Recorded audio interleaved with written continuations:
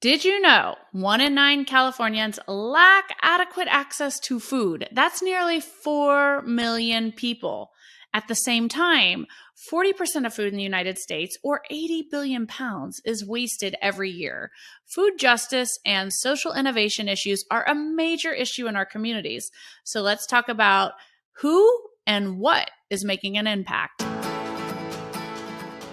Welcome to the Produce Moms. This is the podcast where I talk to various people who've made an impact on the fruit and vegetable community. There are so many stories to share that will change the way you look at fresh produce. We are welcoming Nkemdilim Nwosu. She is the Director of Communications for Food Foward, and Rick Nahmias. He is the founder and CEO of Food Foward. This organization is making a very big difference in the Hollywood, Los Angeles area of California. 250 million pounds of fresh fruits and vegetables recovered and distributed across LA.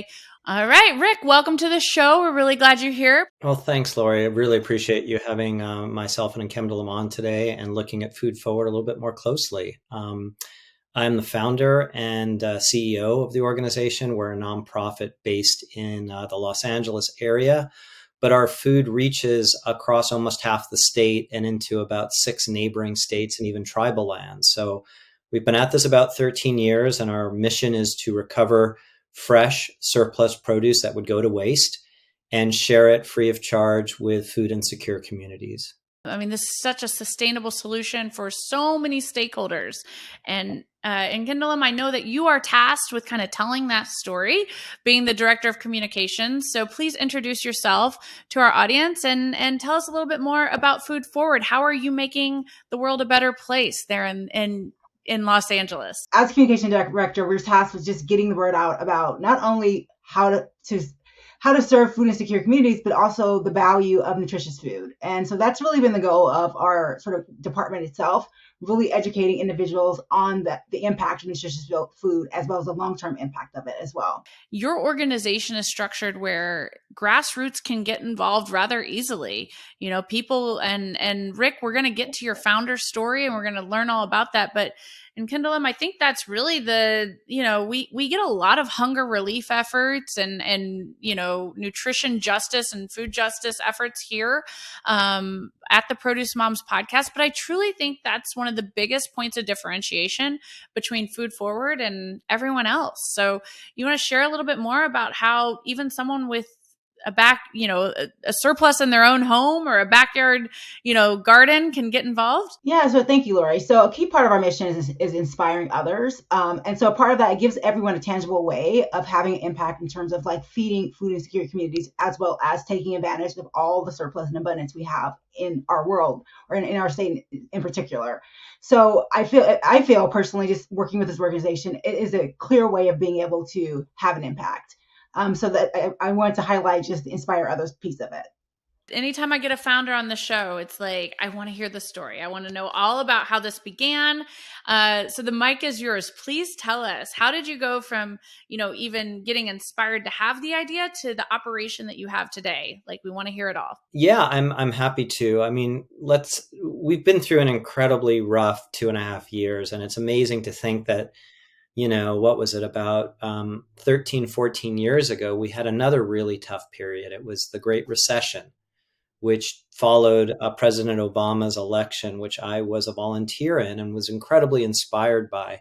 I also, at the time, was working on the No on Prop 8 campaign, which was a marriage equality campaign in California, which we lost. And it was kind of wild to come through that election and feel that my own marriage was nullified on one side, which felt like a real slap in the face.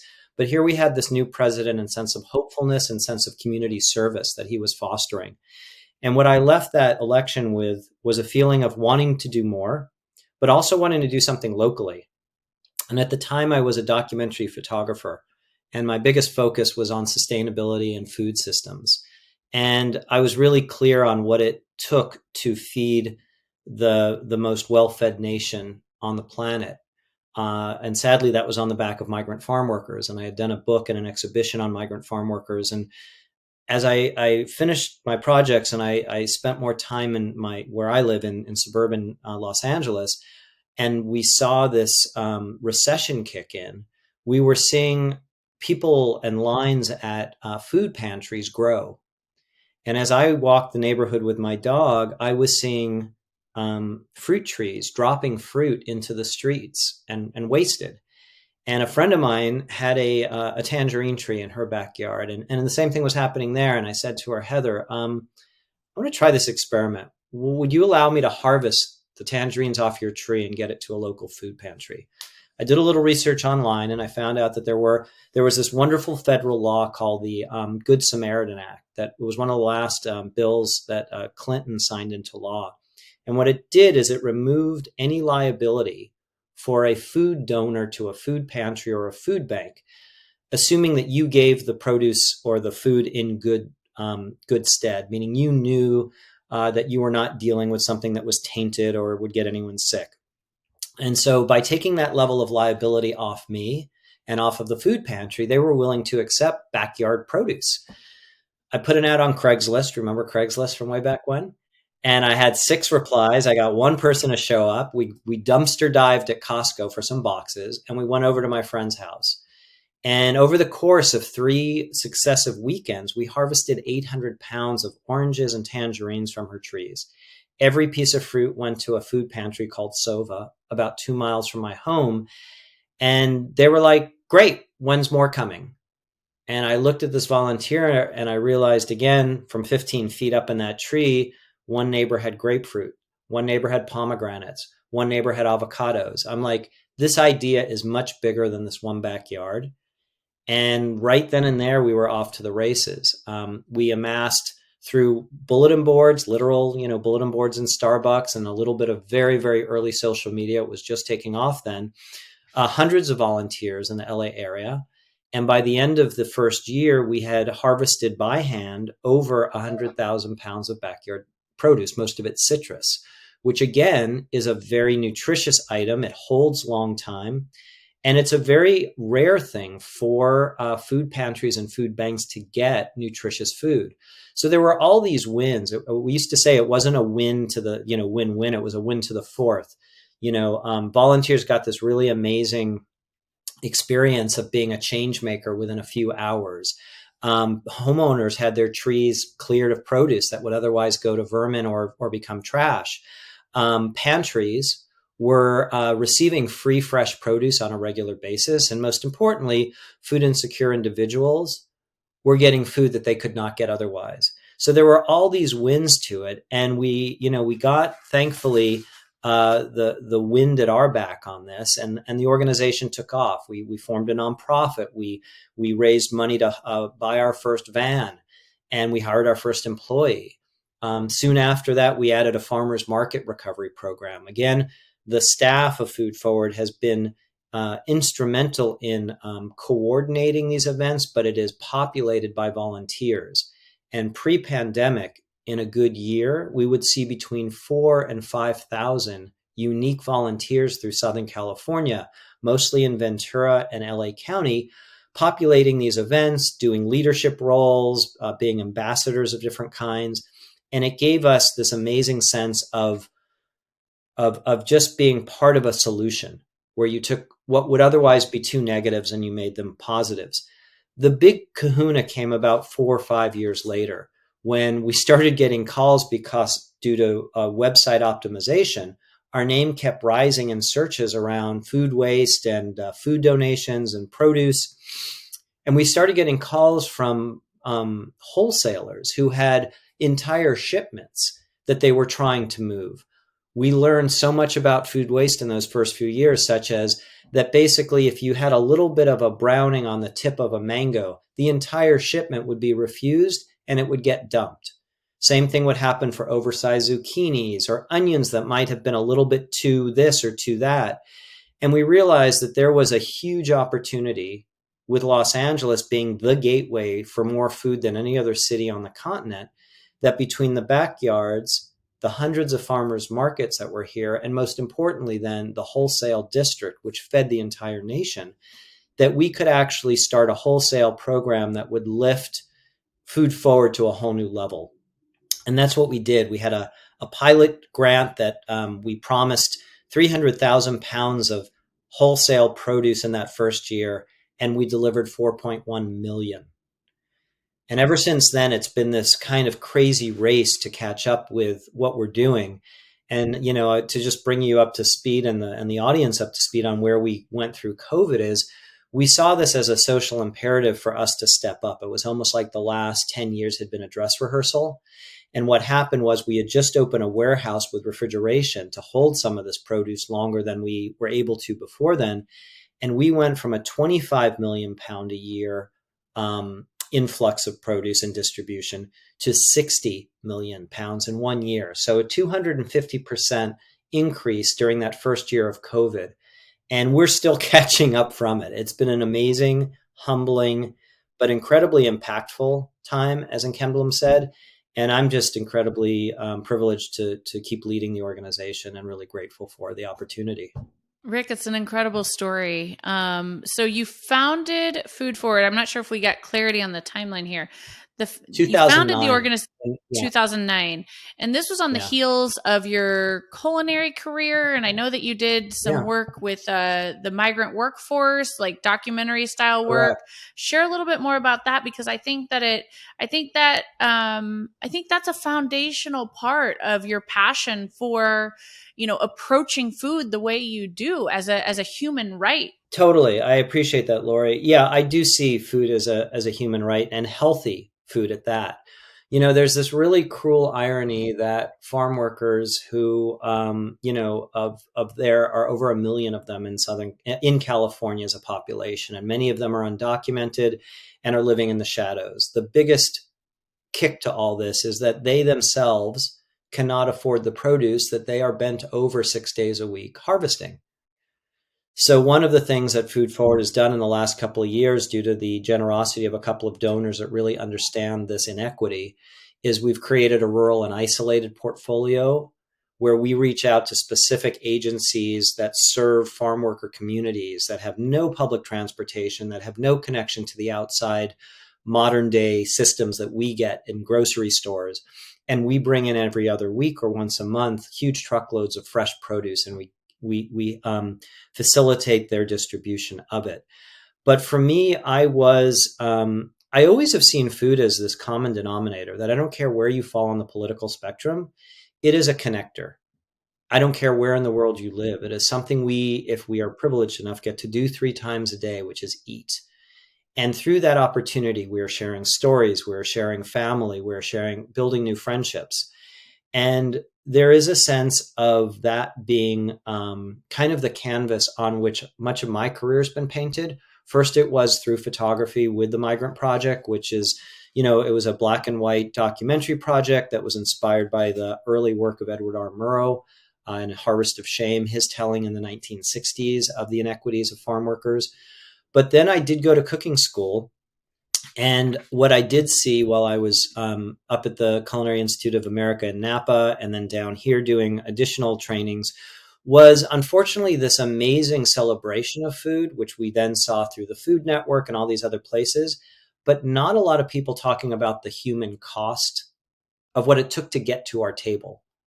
And then on top of that, this pretty shameful amount of waste that America as a society kicks off. And I felt first to tell those stories was important. And then as a chef, it was challenging because I was working with clients that had much bigger, or they felt much more important priorities about getting these massive dinner parties together.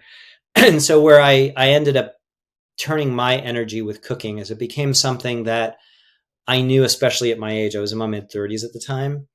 And if you don't start a cooking career in your 20s, when your knees are good and your shoulders are good and your wrists are good, and you're able to work for really chicken scratch, you are not going to make it. And I just I couldn't set the clock back 15 years. So I said, instead, let me tell the stories. And then when Food Forward started to take root, I had no intention of starting a nonprofit, but all the arrows kept pointing back to me to keep leading the organization.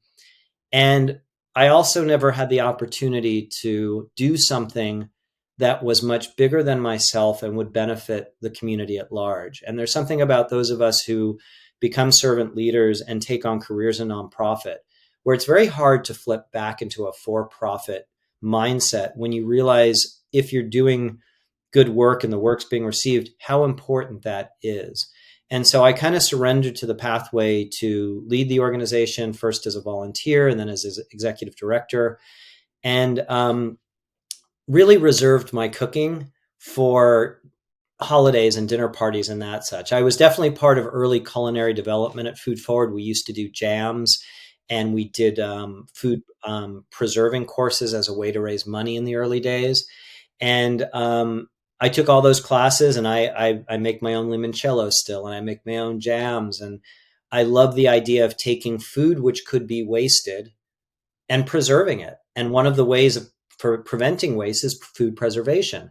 So whether it's jam or it's beef jerky or it's any of these number of things, there is a beauty to it, not just because you're creating a product that is delicious, but you are taking, again, that item and you're extending its shelf life into many, many months, if not years.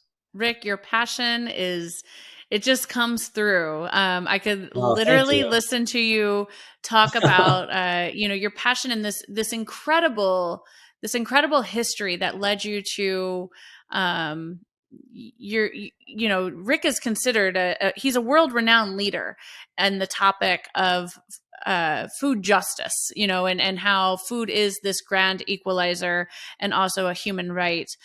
His work and his remarks have been featured on many mainstream media outlets, and it just comes through right to your soul when you're talking, you, Lori. Rick. That's really, really kind. Yeah, thank you.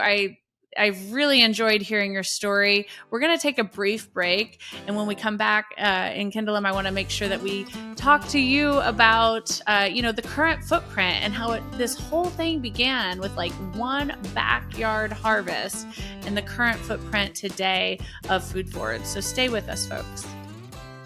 The Produce Challenge is a tool that we've been publishing at the Produce Moms since 2013. This tool is an incredible, easy way for you to discover more varieties of fruits and vegetables in the produce department. It is a proven tool and strategy to get us all to eat more fruits and vegetables in both volume and variety. When we started the tool in 2013, the goal was to encourage everyone to go into the produce department and try them all.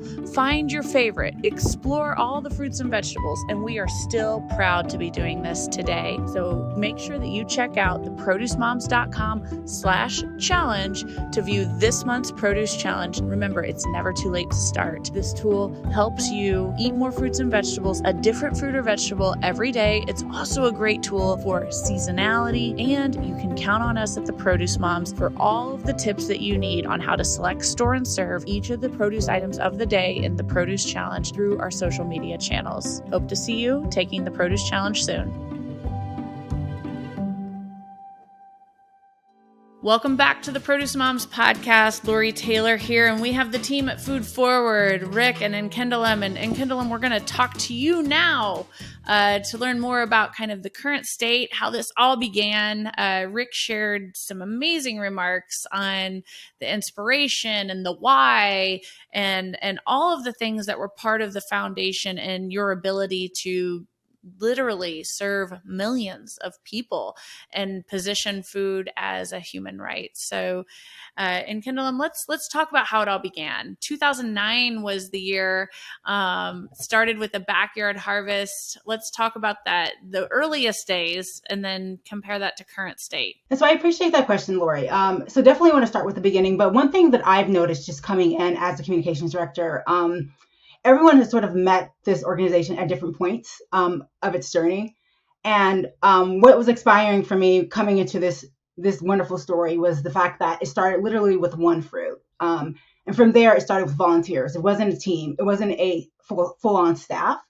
And it sort of really speaks to the mission of this organization. The fact that it started with just one fruit, just having volunteers inspired just to pick fruit and to be able to get it to hunger relief agencies so that we're feeding the community. So what I've always loved about this story is that there's just so many points of taking it from one fruit. And now that we've reached this sort of milestone of 250 million, Food Forward, just in a matter of less than like 20 years, this Food Forward has this really sort of tremendous story. And what inspired me about this organization is the fact that everyone has met us in different points. When I started at this organization, when I shared my story about I'm going to join the Food Forward family, they always started with, oh, I remember Food Forward. It wasn't because they were invested in them now. It was just the fact that, oh, I know this organization simply because of their mission of recovering fruits.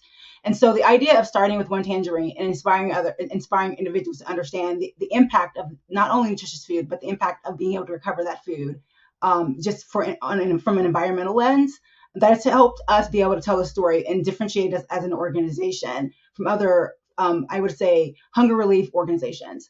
And every organization is very inspirational in their methods. But what drew me specifically to this organization was just the method of how we fed food insecure communities. And that's specifically related to just it's food recovery, but there's an environmental impact to that. And what's important about that part of that, our story, is just that a lot of times when individuals are told, oh, how can I impact the environment? How can I help? That's a pretty sort of, I would say, an overwhelming sort of task to understand. But as an organization, we were able to give individuals, communities, tools on how to do that. And that goes back to something that's related to the Produce Mom's mission about just nutritious food, healthy food, and impact, getting that on people's tables itself. So really just the fact that we give people intangible ways of doing that, but it's right in your kitchen. There's a real way of doing it. It's right in your backyard. But I always go back to what inspired me to join this organization. We all want to have an impact. We all want to do that, but a lot of times that's just overwhelming. Like, how do you do that? And we give our volunteers, we give our staff, we give our team. I've taken this to my family. Please stop wasting food. There's ways to not just simple things as not overbuying.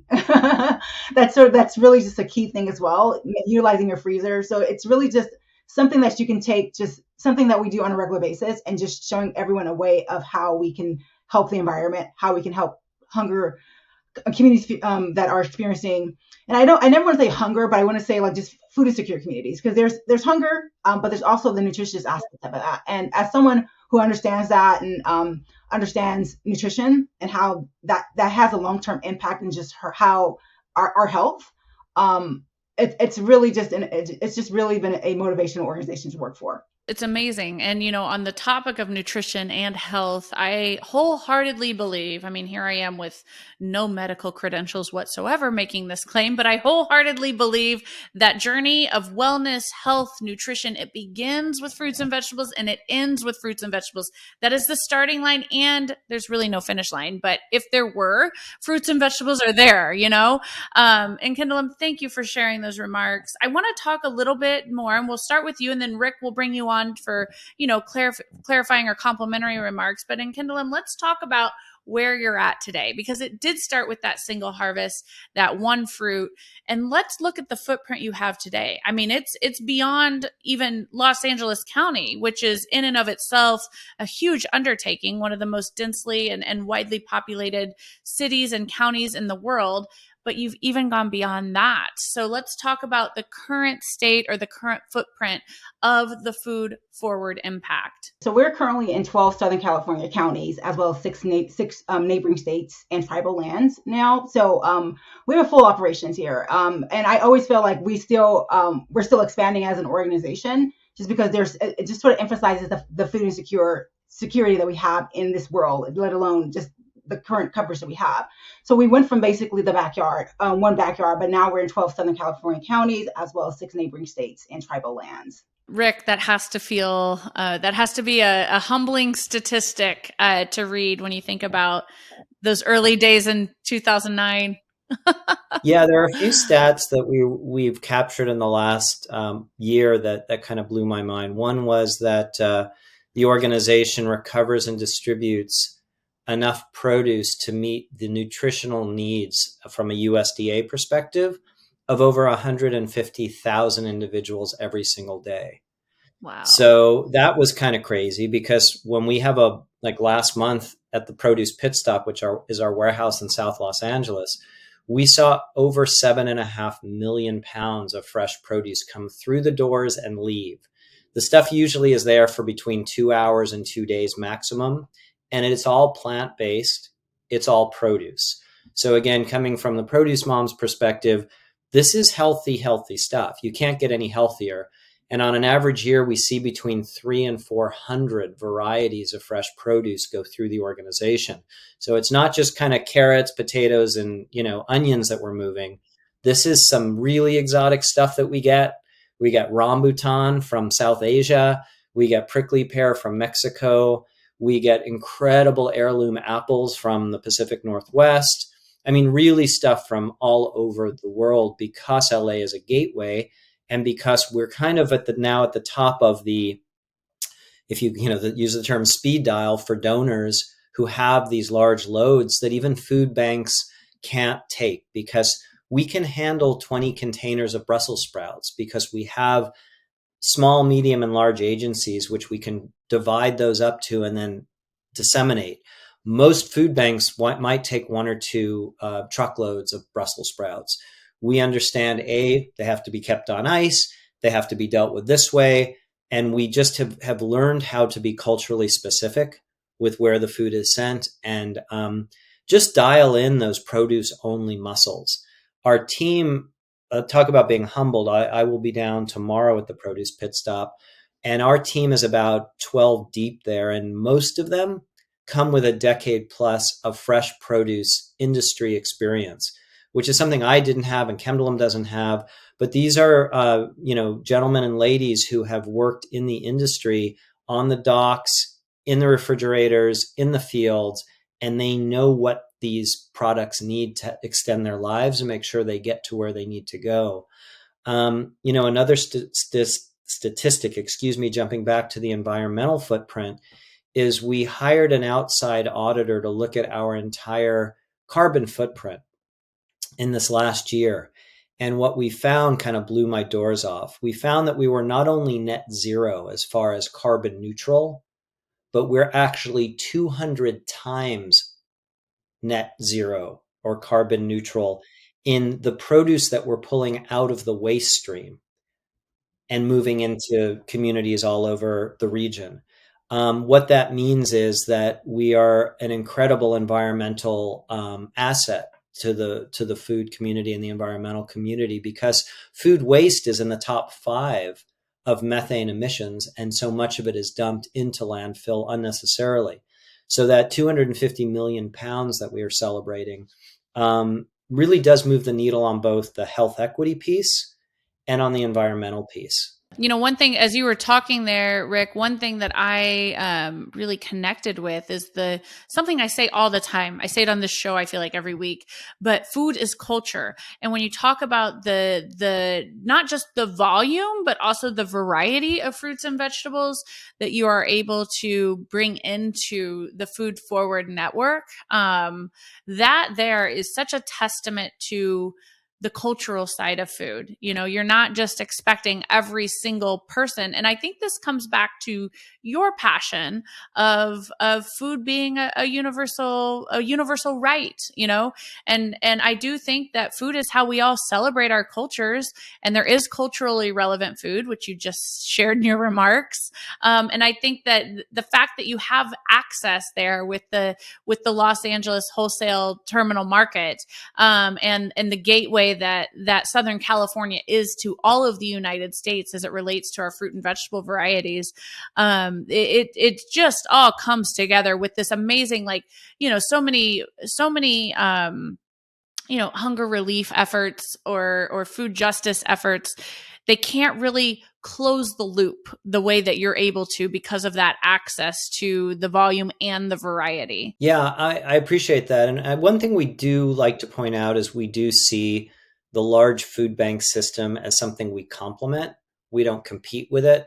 We know that there is, again, so much waste happening, and that there's something about developing very specific muscles and staying within your lanes.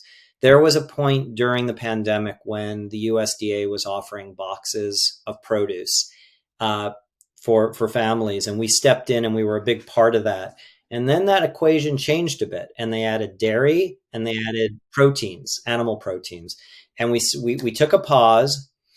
And we were about to pull out of it because it wasn't an area that we were expertise in, and it required a whole different set of logistics for the food chain. And we said, you know what, this is an extraordinary moment in human civilization. This is a moment of need. This is a moment of triage. And so we kind of put aside our mission for a few months, and we took part in those USDA boxes that included animal proteins and dairy. It was a very brief few months, but we've returned and we are staying exclusively with produce. Our board of directors, our staff really see that niche as something very unique to Food Forward. And I think at this time, when we really look at health and plant-based diets and the ability for people to transition away from fast foods using plant-based diets, it's something where we're actually get to be the tip of the spear on some of that education and that practical transition. The other thing we see is kind of our secret sauce is having this very large beast of a wholesale program married to a high civic engagement community program, where we have the volunteer-led backyard harvest and farmers market programs, which are really robust.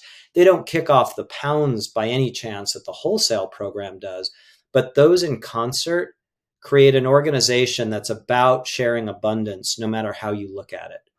And it also allows our community members to get involved from a volunteer standpoint or from a donor standpoint. And another way people can get involved is obviously donating money. We are a 501c3. We raise money. Our budget last year was pretty modest, but we saw, and if you look at our kind of audited statements, a $4 million budget created $120 million in social impact, meaning the value of the food we distributed. Where can you get that kind of return on investment as a donor? So we welcome donors, we welcome volunteers, we welcome the produce community as well. And, we're going strong and looking to the next 250 million pounds. As Rick was talking about, just our partners as well, that we've now expanded to over 340 hunger relief sort of partners, which has been a really inspiring thing as well. And one thing we wanted to mention is that we just celebrated with one of our partners. They've received 1 million pounds worth of fresh produce from us, and they had just started about 2 years ago. So just to show you, just give you an example of just why it's important for an organization like Food Forward to exist. Because although they started 2 years ago, they've now surpassed 1 million pounds in terms of donations of fresh produce from us. And one of the most imperative things for individuals to also understand is that our mission and our operations in the way that we retrieve and recover food is really imperative, just simply because access is key. There's a number of everyone has some sort of access to food, but it's not everyone has access to nutritious foods. And the fact that we've expanded to rural towns, rural neighborhoods, that's really been sort of essential. Just as you've seen just in the news as well, that not having access to it and losing a grocery store, that really has a tremendous impact on a community. And so having an organization like Food Forward is essential, just in terms of not only emergency impact, but just long term as well. I guess one last thing I want to say in just the area of inspire others is, we've seen this juggernaut of growth, but we've also had this opportunity to continue to see our mission trickle out. I had the good fortune of being connected with a school in Hawaii through a friend of mine that lives there. And she connected me with a group of young ladies who were, high school age and saw the same kind of waste in their neighborhood of tropical fruit. And to my delight, within a couple of months, they started basically their own gleaning group. And so when you talk about what you can do in Indiana or in Washington or in Hawaii, the local food shed is where it starts. And if you see the waste and you're able to, again, connect the abundance with the need, with, kind of charismatic volunteers that really want to make a change, that's all you need. We used the back of my car and we used, discarded grocery bags and cardboard boxes to get this thing started. And it's, 13, 14 years later, we're at a whole different level. But that feeling of taking a piece of fruit off a tree and within 2 hours knowing it's in the hands of somebody who would not have it otherwise is an extraordinarily powerful arc and allows somebody, whether they're 5 years old or 50 years old, to be a change maker. And I guess I would love to leave your audience with that sense that being part of the solution is so simple. And I think whether, again, you are in a farming community or in an urban center, there is abundance to share. And the question I like to leave people with is, what are you going to share? And what is it in your life? Whether it's love, it's money, it's produce, it's skills. There's always something we each have as individuals in abundance. And passing that on is an incredibly powerful, freeing, and gratifying act. Absolutely. Thank you, Rick. And I couldn't agree with you more.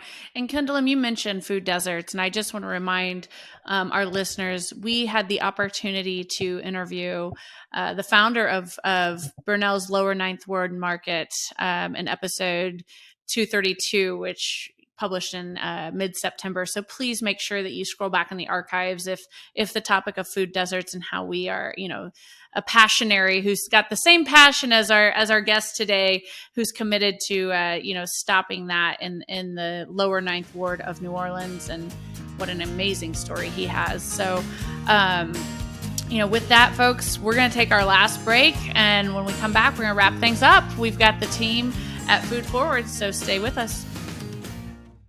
I love grocery shopping. You all know that.